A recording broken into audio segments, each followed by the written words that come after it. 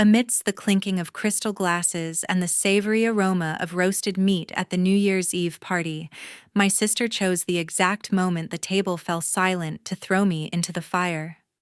"So, Harper," she smiled, her gesture feigning concern, though her eyes remained as cold as the ice in her drink. "It's a new year. Do you plan on finding a real job? Sitting in a closet talking to yourself is just pathetic." I am Harper, 28 years old. In the eyes of my family, I am a failure of an education, a glitch in their carefully programmed matrix of success. To them, worth is measured in the weight of a heavy watch, the sharp cut of a designer suit, and a prestigious boss that my mother can parade like a trophy during her afternoon tea sessions. My mother, Eleanor, cleared her throat, her cold gaze sweeping over me with the clinical detachment of a judge passing sentence. "Don't embarrass us tonight, Harper. We have guests." The entire table erupted in a chorus of hollow laughter. My sister Sienna smirked triumphantly, leaning in as if to share a secret. "Maybe this time you should just lie and say you're someone's secretary. It sounds much more functional than a girl hiding in a wardrobe. At least then people won't have to look at you with that exhausting pity." I sat there, my heart tightening into a hard, cold knot. I felt the heat of humiliation rush to my face as my own blood relatives, the people who were supposed to be my sanctuary, trampled on my pride for the sake of a dinner table punchline. I said nothing. I only quietly took a sip of red wine. The bitter, astringent taste spreading across my tongue mirrored the acid of my own thoughts. I wasn't just a daughter or a sister. I was the black sheep whose only role was to make their whiteness look more brilliant. A few minutes later, Julian, Sienna's new boyfriend, a polished marketing strategist with a smile that looked professionally whitened, excitedly pulled out his phone. "Everyone has to hear this. This is my favorite podcast whenever I'm driving long distances. It's incredibly insightful, deeply human, and it's currently topping the Spotify charts." He pressed play with a flourish of pride. Before we get into how this fateful encounter turned my sister's world upside down and shattered the carefully maintained facade of my entire family, the voice began rich and resonant. "Please support my journey by liking this video and subscribing to the channel right now. I truly cherish every single person in this community because you were the ones who listened when my own family turned their backs on me." The air in the room didn't just chill, it solidified. My voice filled the dining hall, calm, warm, and carrying a weight of authority they never knew I possessed. It was the voice that had reached into the darkness and comforted millions of lonely souls. Julian froze. The phone seemed to become a live coal in his hand. He stared at the screen, then at me, then back at the microphone icon on the app, his mouth slightly agape as the realization hit him like a physical blow. The laughter died instantly, replaced by a silence so heavy it made my ears ring. My mother dropped her porcelain fork. The sharp clack against the floor sounded like a gavel ending their trial. Sienna's face underwent a grotesque transformation from the flush of cruel excitement to a sickly, papery white. She looked at me not as the pathetic sister, but as a stranger who had suddenly grown 10 feet tall. That night was the last time they were allowed to laugh at me without paying a price. When I returned to my studio apartment in Portland, the silence was no longer a void, it was a liberation. I tossed my keys on the shelf and stood in the dark, breathing in the scent of my own freedom.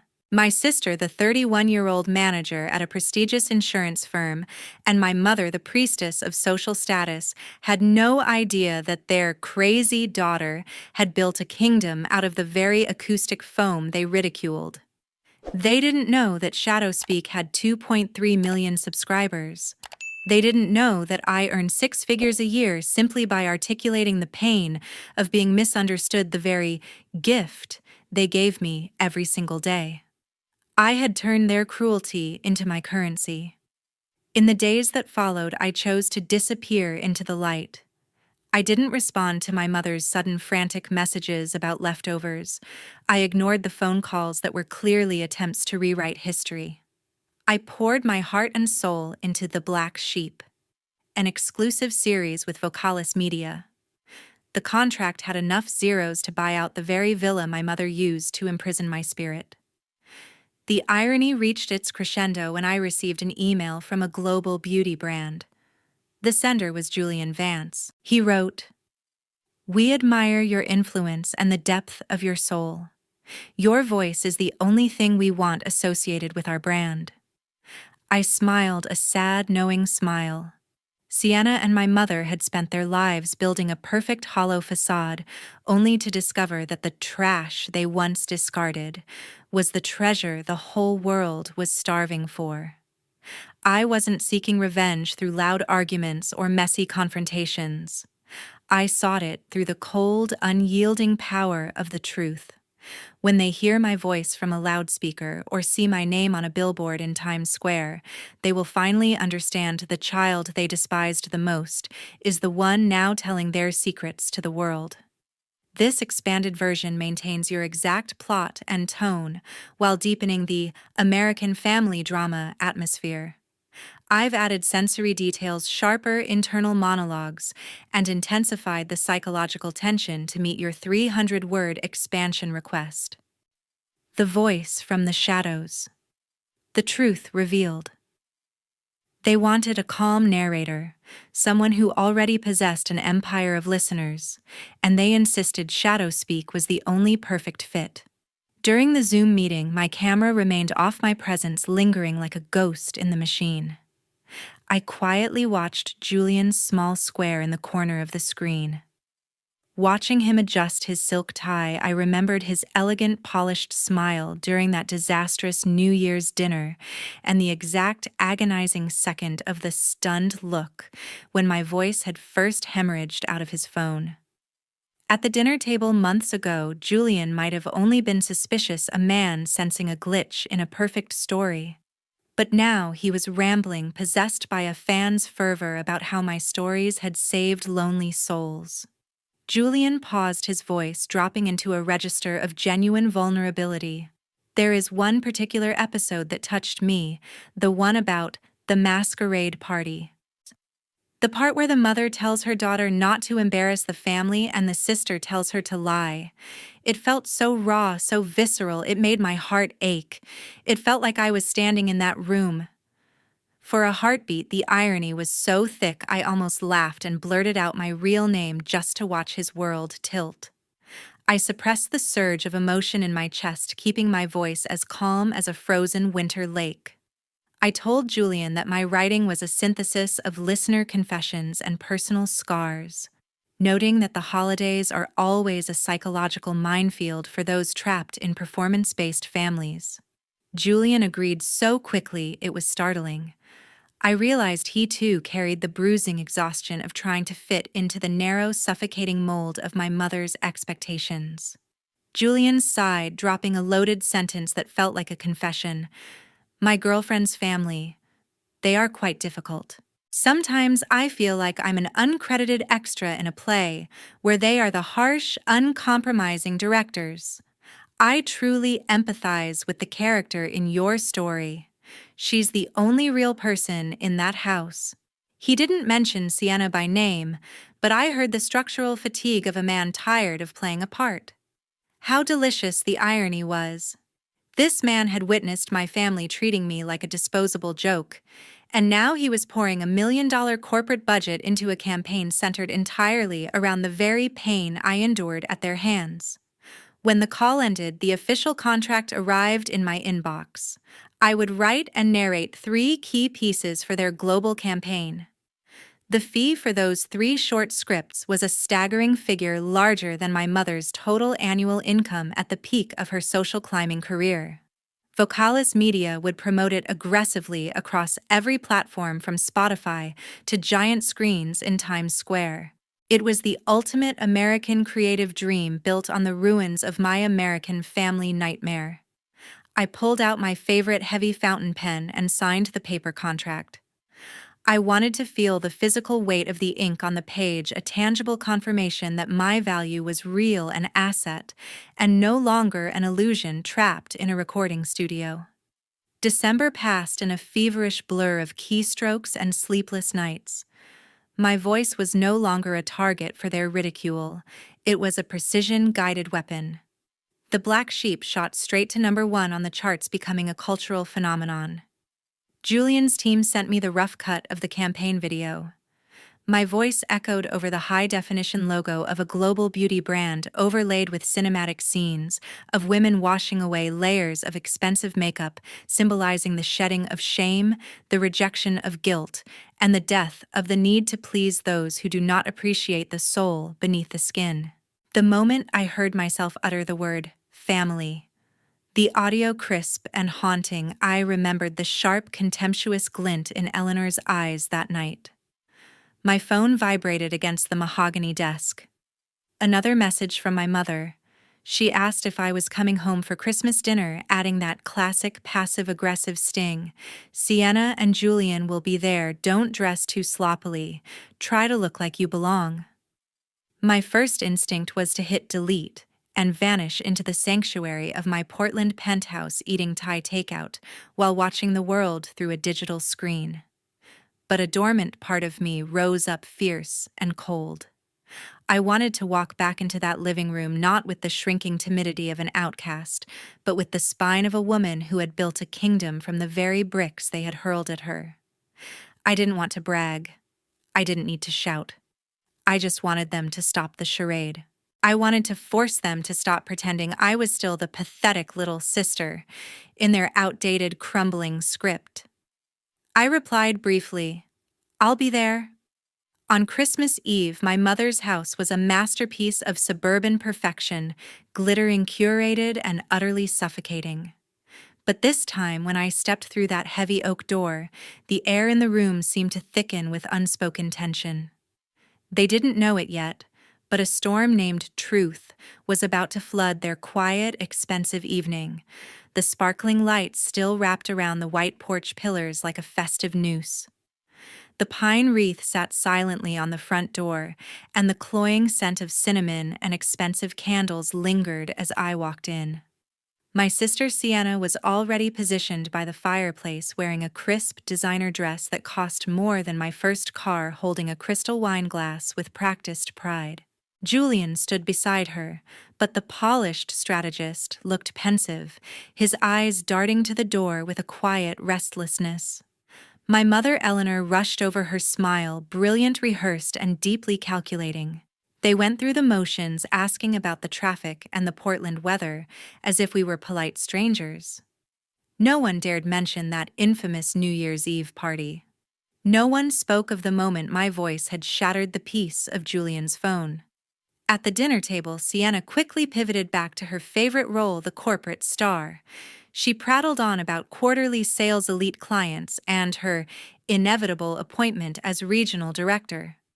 My mother hung on every word, her face glowing with the reflected pride of a woman who valued titles over souls. They were so busy performing they didn't realize the curtain was about to fall.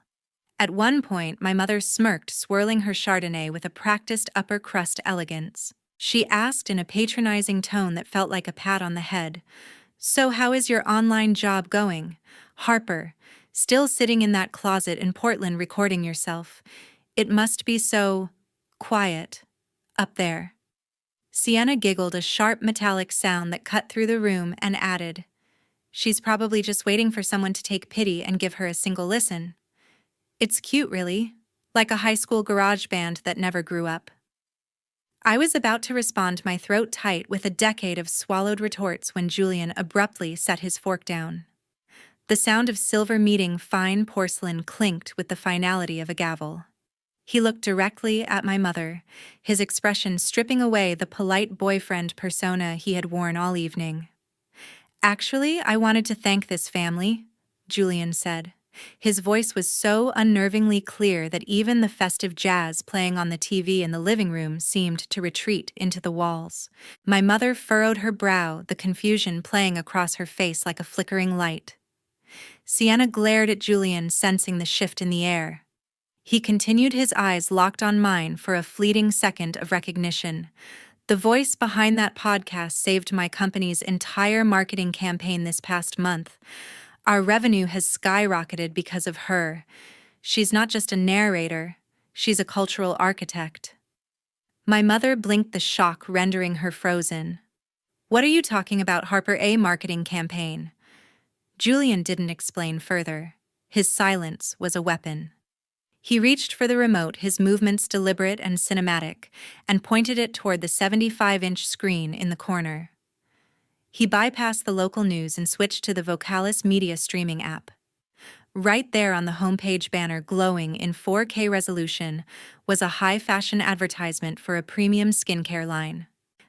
It featured the black sheep logo, stark and minimalist, draped over a silhouette of a woman breaking a glass ceiling. The slogan pulsed on the screen: "Release yourself from toxic expectations." Julian turned up the volume, the bass vibrating through the expensive floorboards, and pressed play. My voice echoed through the surround sound system, calm, steady, and dangerously authoritative. Those were the opening lines of my $1 million series, a monologue about the cost of keeping secrets for people who don't love you. This time, there was no room for confusion, no room for indifferent shrugs, or the practiced skepticism they used to keep me small. The fork in my mother's hand stopped mid-air, a piece of roast beef forgotten. Sienna stared at the TV as if the screen had just reached out and slapped her across the face in front of everyone she wanted to impress. Her face underwent a frantic color wheel of emotion. It went pale with shock, then flushed a violent red, with the kind of humiliation that burns the skin before finally settling into a sickly, papery white. Julian muted the sound after a few seconds, letting the silence roar. My company executed our biggest campaign of the year using Harper's narration. Her channel Shadow Speak is one of the most powerful forces on the Vocalis platform today. She has the ear of the nation, Eleanor. My mother's mouth opened and closed like a fish gasping for air on a dry dock. The carefully curated, perfect mother image was disintegrating. Finally, she managed to choke out, "You mean that little program, that hobby she does in the closet?" Julian shook his head, his gaze toward Sienna, now sharper and colder than the December wind outside. "It's not a little program. It's a business empire. Sienna, did you know your sister reaches millions of people every week? Did you know the story she told about a sister mocking her sibling at a New Year's party went viral? It's been shared 300,000 times. People are calling it the anthem of the overlooked." Sienna stammered, her fingers trembling against her wine glass. I didn't realize it was that important." "It's just stuff on the internet, Julian. Everyone has a podcast these days." She tried to laugh it off, a desperate high-pitched sound to soothe the suffocating atmosphere. I let her finish, letting her vanity hang in the air for one more moment before speaking softly. "That stuff on the internet paid my taxes in full, opened a diversified retirement account, and just paid the down payment on a penthouse in Portland." I said, my voice cutting through her excuses like a diamond through glass. "It paid off the student loans you once called your own problem when you were buying your third designer handbag. Currently, from this one series alone, they are paying me more than your total income from your first 5 years at the firm combined, Sienna. I'm not playing house. I'm building it." The room went dead silent. The only sound was the crackle of the fireplace. I didn't need to shout. I had the leverage of a skyscraper. My mother whispered, her voice trembling with a mixture of panic and a sudden sickening realization of what she had thrown away. "Harper, why didn't you tell me we could have celebrated this together?"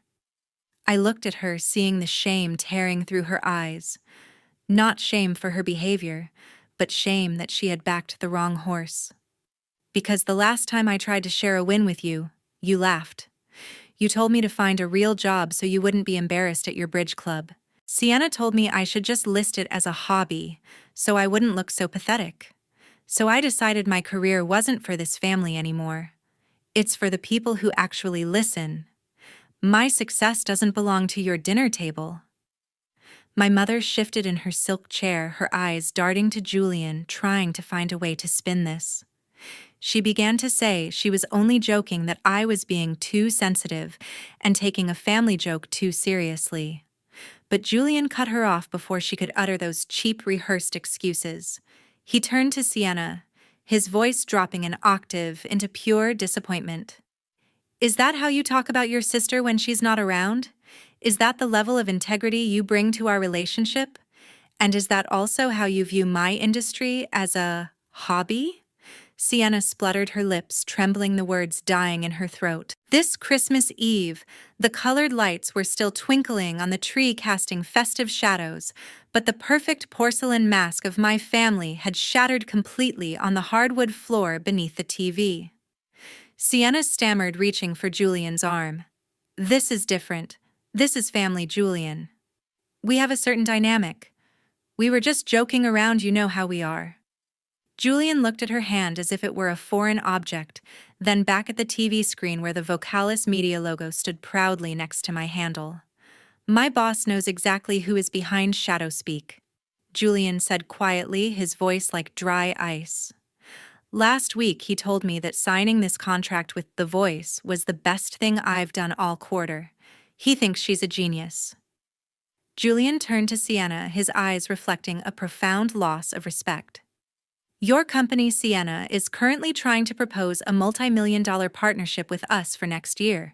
Do you understand how catastrophic it looks for you to sit here and mock the person we are building an entire global advertising empire around?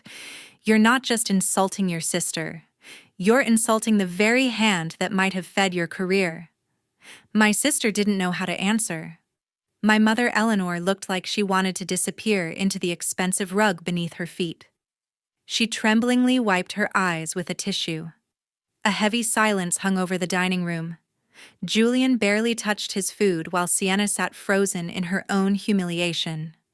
When dinner ended in that suffocating atmosphere, Julian stood up and excused himself to the porch for some air. I followed him. The cold Portland winter night hit my face like a wake-up call. The sharp, biting wind felt honest compared to the performative warmth inside. I'm sorry, Julian said, his voice barely a whisper against the rustle of the pines, for what they said to you, and for the fact that I stayed silent at that last New Year's party. I shrugged, watching my breath mist in the air like a ghost. You don't owe me that. He shook his head, his eyes reflecting the distant streetlights. I should have spoken up. The way they looked at you, the way Sienna laughed. Listening to your words on the podcast afterward made me realize I was enabling a level of toxicity that shouldn't exist. I was complicit in their cruelty by choosing not to see it. He paused for a moment and continued. I can't be with someone who looks down on others' efforts like that, especially when my job is to celebrate self-made value. I fell in love with a mask, Harper, but tonight I saw the face beneath it. When Sienna walked outside a few minutes later, her eyes puffy and her posture shattered, Julian broke up with her in a voice that was steady, soft, but final. He didn't shout, but every word was like a blade cutting through the fake reality Sienna had clung to for 31 years. A few weeks after the holidays, I heard through the grapevine that Sienna's company had lost the opportunity to partner with Julian's brand. When the leadership asked for his private opinion, Julian gave no recommendation, citing a fundamental misalignment of core values. Sienna kept her job, but the promotion she had bragged about, the regional director title she treated like a crown, quietly vanished. They needed leaders whose moral values aligned with the brand, not actors playing a part in a suburban tragedy. My mother never mentioned it again, but on the Shadowspeak channel, I noticed 2 new subscribers named Eleanor and Robert. 2 people from my past finally listening to the daughter they never truly heard. Finally, my mother sent a long email. She wrote that she had listened to the entire Black Sheep series in one sitting. She admitted that some episodes were painful because she recognized herself in them, the parents who dismiss their children's pain by calling it oversensitivity or drama. She apologized for forcing me into a narrow mold that was too small for my spirit. My father added a short line at the bottom. He didn't say the word sorry, but he admitted he was wrong about the definition of a real job. He said he was proud that I had built a legacy from nothing but my own truth. I read that email twice, the cursor blinking like a heartbeat on the screen. It couldn't erase years of being mocked, but it was a beginning. I replied that I was willing to stay in touch, but my life was no longer a project for them to critique or a trophy for them to polish. I would visit when I was ready on my terms, not out of a sense of hollow obligation. My revenge was never about making my sister lose her boyfriend or her chance at a promotion. Those were simply the inevitable consequences of the person she chose to become. What I wanted more than anything was to stop living the shameful version of myself that they had imposed on me. I wanted to reclaim my narrative. If you have ever had your dreams laughed at across a table full of food, if you have ever been told to lie about who you are just to please others, you don't need to convince them. You don't need their permission to exist. Build a life that is meaningful to you.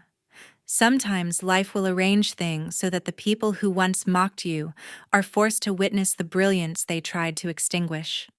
I want to express my deepest and most sincere gratitude to each and every one of you, those who have patiently walked beside me until the very end of this journey. Your support has been a profound source of strength, more than words could ever truly express. Every story has its own hidden shadows. Please take a moment to share your thoughts or personal experiences regarding betrayal and justice in the comments below. I truly cherish and look forward to hearing your unique perspectives. Would you like me to help you create a follow-up story or perhaps a set of discussion prompts for your community?